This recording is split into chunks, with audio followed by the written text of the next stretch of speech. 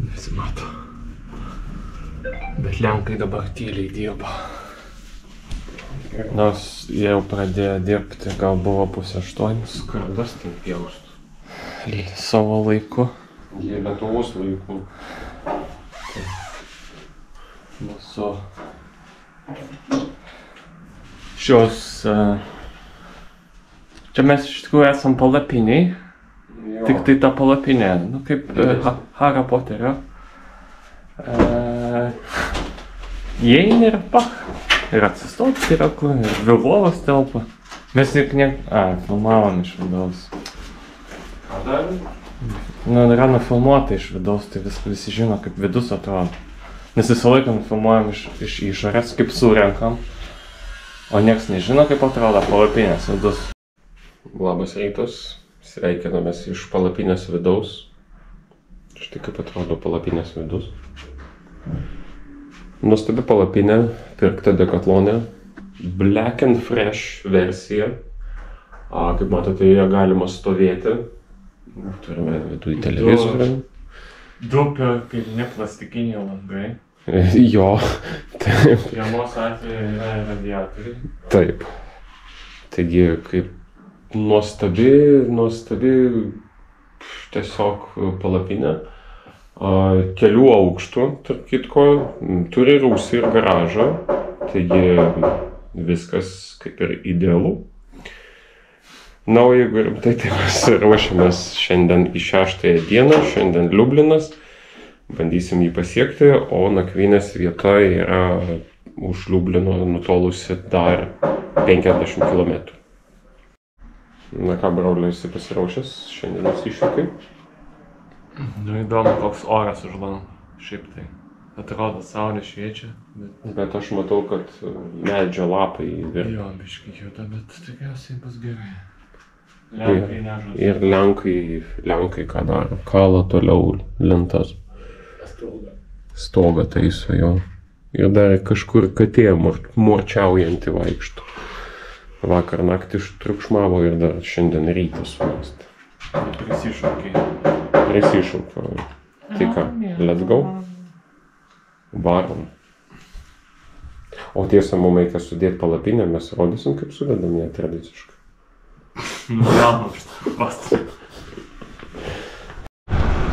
Tai va, prasideda mūsų 6 dienos rytas. Įpusėjom jau mes savo kelionę. Šiandien turim pasiekti Liubliną. Greičiausiai gal kažkada ten pasižiūrėsim. Nu, turėtume. Jeigu į laiką telpam važiavimo. Ir dabar dar reikia susinaviguoti, nes esam šiek tiek nukrypę nuo kurso savo. Ieškau, kur čia turim nuvažiuoti. Kaip ir atrodo radau. Tai va, tai rytas kol kas atrodo visai neblogai. Na ir judam dabar link Liublino. Įtariu, kad reikėjo mums iš karto važiuoti kitą kryptim. Nu, bet čia Radzino Podleskį pasižiūrėsim dar. Tai va, varom. Važiuodami pakeliui pamatėm kažkokį pastatą tokį įdomesnį ir per Google susižinojom, kad čia yra Potockių rūmai. Tai dar užvažiavom čia kiemeliai pasivažinėti ir judėsime toliau. Štai ką lenkai turi, tai plačias šalikelės, kai kur tarp miestelių, kas iš tikrųjų labai gerai. Va taip atrodo, na, primena dviračių taką. O galbūt čia yra dviračių takas, tiesiog nėra ženklinimo, bet labai gerai. Nereikia važiuoti tada ant pagrindinio kelio. Tai va, nuėjom toliau, kaip sako mūsų meistras, Igoris, kuris taiso dviračius, laikom kardaną. Tėvamina.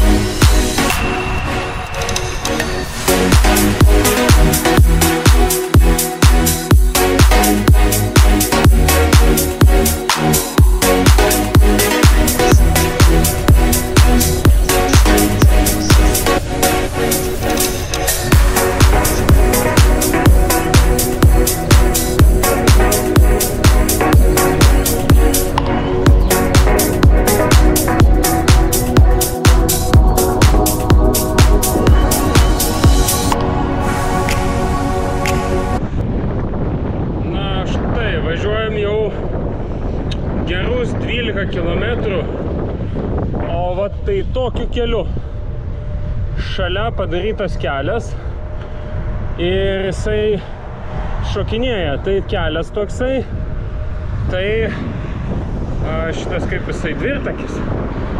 Tai dviračių takas tai iš vis buvo apie 10 km iki Liubartovo. Tai mes sakom, gal čia net ir iki Liublino toks nutiestas. Tai va šiandien bandom pasiekti Liubliną. Išvažiavom žymiai anksčiau. Neįprastai. Tai dabar pusę 11. Mes jau pusiaukelėje esam. Tai planuojame apie 12 pasiekti Liubliną. Ten pasivaikščiosime. Na, tam porą kokius objektus. Štai Liubartovas, kaip tai kirtom ženklą. Ir iki Liublino 33 km. Planas šiandien yra toksai, kad galbūt iki katedros nuvažiuojam. Mačiau, kad yra pilis, tai galbūt dar iki pilies. Papietaujam. Ir tada persibraižom šiek tiek maršrutą, nes šiandien turėjom nuvažiuoti 100 km, bet darysim šiek tiek daugiau. Norim šiandien pasiekti vieną kempingą, nes ten, kur buvau suplanavęs, greičiausiai ten nėra toks kaip kempingas, ten užsiema karpių žvejybą, panašiai. Klausimas, ar jie leis ten statytis, tai mes tiesiog bandysim rauti toliau. Tai va, o aišku, jeigu ką sutaupysime šiandien kilometrais, tai liks mažiau paskutinę dieną.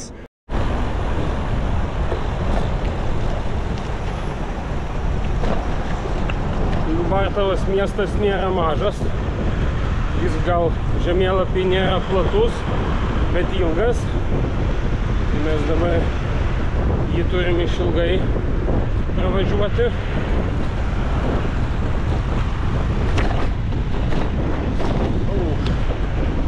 Nu jo, dviračių takas čia ne pats geriausias. Tai čia dviračiam rašo šis, nedutičniai, turbūt negalim.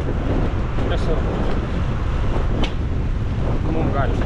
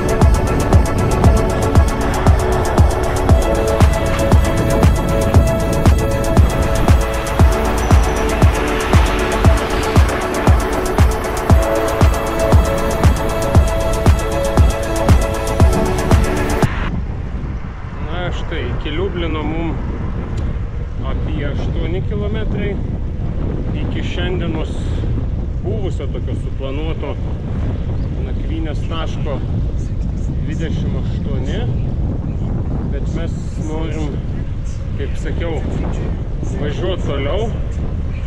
Tai dabar važiuojam į Liubliną. Liubline persistatysim maršrutą ir bandysime pasiekti kempingą, kurį esam susiplanavę. Tai va, tai dabar važiuojam.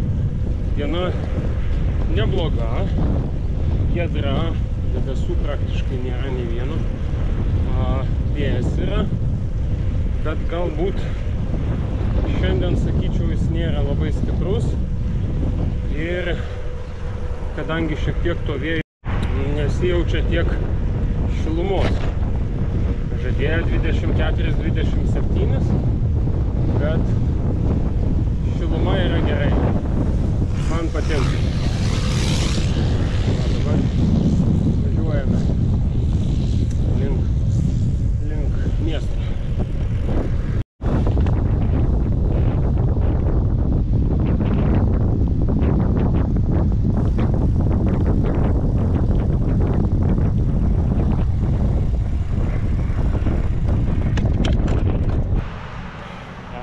Tai va, esam jau netoli Liublino.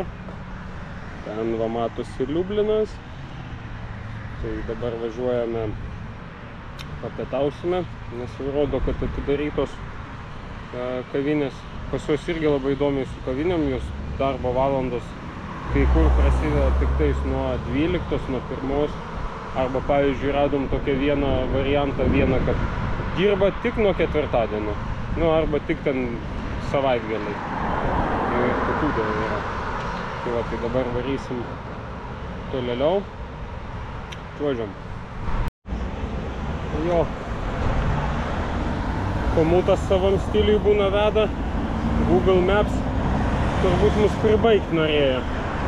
Nuvedė čiut ne į autostradą. Nu, bet tai gerai, mes ten tik tai šiek tiek pamynėm tiesiai.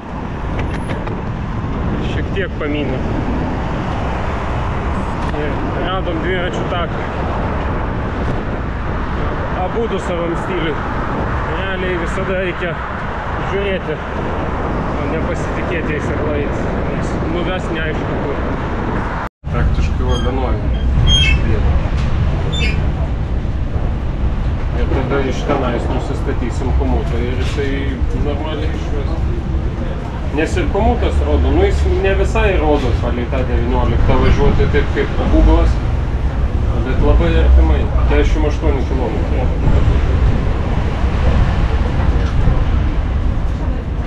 Kažkaip Google'as daugiau.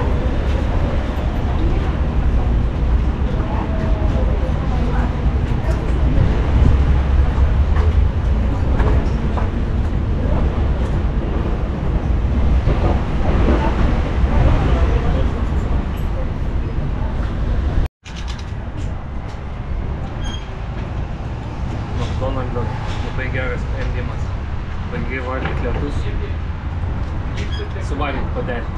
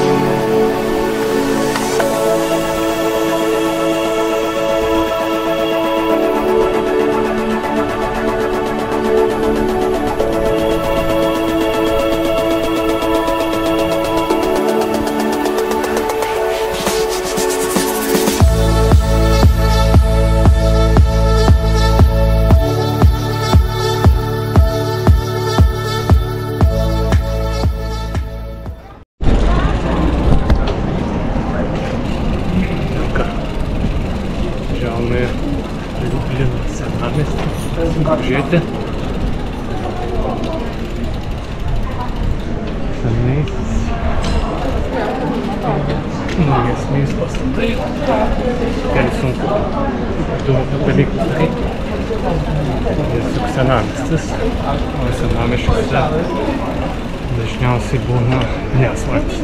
Jakiś mały, więc zaraz zobaczycie, że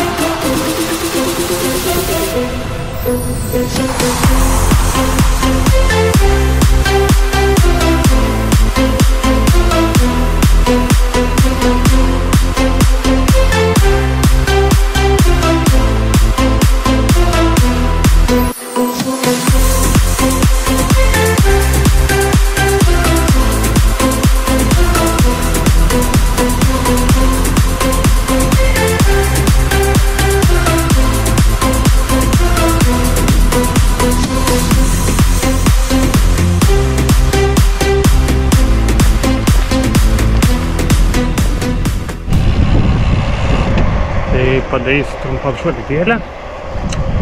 Šiandien visiškai giedras dangus.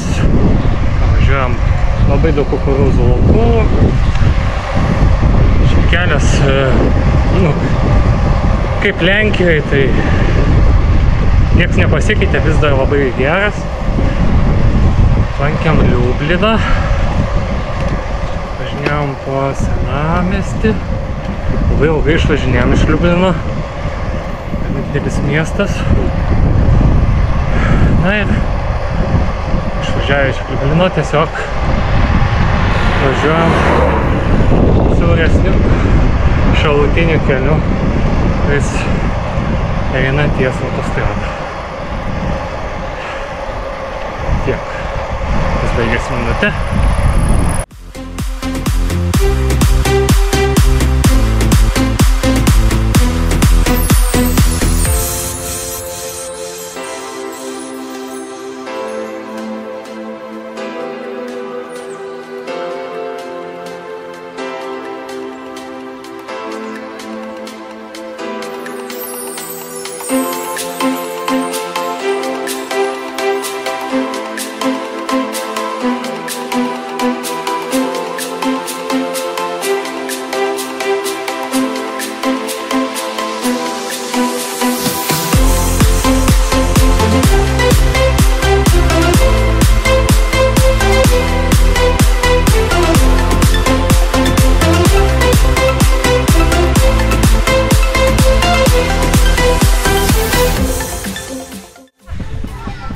Įsikūrėm.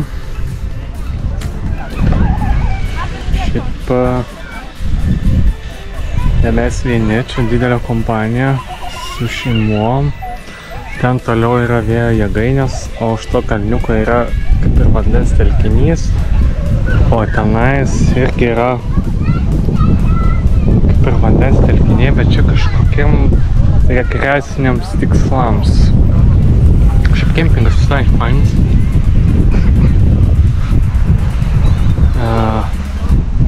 Vasoliukai yra, ten pagyvenvietė, soliukas, galima išsinuomoti namukus, didelė pavėsinė, o ten, tai aišku, prieš saulę nelabai matosi, yra baltas pastatas, kuriame yra dušas ir tualetė. Šiaip labai faina vietelė. Atvykome į miestą Krasnickas. Buvo mintis pasistatyti palapinę pliaže, bet kaip ir ženklai teigia, jog nereikėtų ten statytis, tai tiesiog mes ten nestatysime. Čia pasirodo šalimais yra specialiai kempingas, tai pasistatėm palapinę kempingą ir dabar važiuojam į Lidlą. Rytoj žolinė, per žolinę Lenkai irgi švenčia nedirba, nes kempingas pildosi. Tiesiog atvažiavom, buvo viena mašina, dabar jų tenais 5. Palapinėm šeimom, žodžiai, čia suvažiavę, tai mes dar laiku spėjame. Tai vat, kadangi rytoj nedirba parduotuvės, tai reikia nusipirkti maisto. Pasižiūrėjom, kad iki Krokuvos 2,40, tai jeigu mums pavyks 2 dienas minti po 120, nu taip norėtųsi, bet aišku, ten link Krokuvos jau ir kalniuko atsiras, tai bus matyti, aišku, kaip ten minsim, bet jeigu mums tas planas išdegs, tai turėtume susitikti su Tadu iš Lotoso, Tadelo, ir mes jau kaip ir, jeigu susidėliosime viską, tai mintis yra, kad paprašyti Tado, kad jisai parvežtų mūsų palapinę į Lietuvą, nes mes pačią tada paskutinę dieną jau mintume šiek tiek lengvesni, atsikratytume šiek tiek svorio, balasto ir bandytume kalnuose 115 km. Aš esu, aišku, žiūrėjęs, kaip mina iš Krokuvos į Zakopanę. bet mina su plentinuku ir mina visiškai tuščias. Ir jisai per dieną numynė pirmin atgal. Bet kitas dalykas yra, kad greičiausiai tai yra vietinis. Įpratęs važinėti tokių reljefų. Pas mus tokių kalnų nėra. Mums čia iš vis bus iššūkis. Na, bet bandysim, žiūrėsim, kas čia mums gausis. Tikimės, kad pavyks nuvažiuoti. Žinoma, atstumas nėra mažas, bet būtų labai smagu įveikti, nes kitas dienas žada dar blogesnės lietaus atžvilgių. Tai bandysime išsisukti būtent tokiu būdu. Na, Lidlas, žinoma, mums yra ypatingai arti, tik 5 kilometrai. Tai šiandien dar papildomai prie tų 33, ką esam nuvažiavę. Tai 5 pirmin, 5 atgal, nu va, jau 43. Bet aišku, dabar važiuojam vos ne visiškai tušti, lengvi. Tai čia yra didelis pliusas. Taip važiuoti. Žymiai lengviau tai. Taigi baigėsi mūsų 6 kelionės diena. Numynėm 130, kiek sakai? 2 kilometrus. Pasidarėm vakarienę, sardėlės, makaronai ir kava. Tai va, dabar ten teta renka pinigus, tuoj ateis ir iki mūsų, susimokame ir bus viskas okei. Kaip tu, broli, šiandien diena? Labai be debesų, labai keista. Šiaip net dabar net nėra. Nu jo, prieš tai, kai važiavom tuo tokiu cepelinu, lietus dar buvo pirmą dieną, tai kažkaip net įdomu. Bet tikėkimės, taip ir bus likusias dienas. Net fainiau, žymiai fainiau minas. Jo, čia labai keista. Šviesu. Šviesus, dabar net šviesu. Nu, iš tikrųjų, kai saulė šviečia, tai net ant širdies geriau, taip sakant, ir mini tada, ir maloniau. Kažkaip net, kad ir nuovargis yra, bet vis tiek taip žymiai maloniau minas. Negu kai pastoviai, tai nežinau, apsiniaukia, šalta arba lietus koks nors, ar ten vėjas dar didesnis nei šiandien. Aišku, jau šiandien buvo didelis, bet... Labai daug gėrėm vandens. Jo, vandens daug. Daug valgėm. Jo. Nu, bet daug kas sako jau 80 ir daugiau ir tada pradedi jau valgyti. Tai po 80 kilometro prasidėjo jau kimšimas visko, ką turim. Naikinimas. Tai va, bet buvo gerai. Lauksim kitų dienų gerų. Jo, tikimės kitos dienos bus geras. Taigi, iki rytojaus.